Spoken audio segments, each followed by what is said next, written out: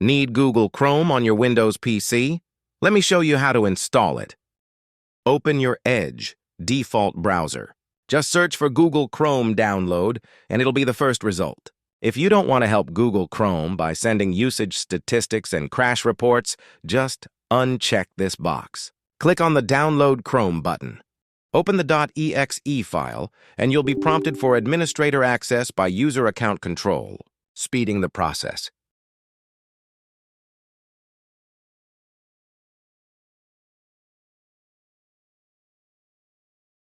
After installation, Chrome may ask you to sign into your Google account. This is optional and you can skip it. After that, you can choose your default search engine, like Google or DuckDuckGo. And that's it. You're now ready to use your new browser. If this video helped you out, don't forget to like, subscribe, and drop a comment.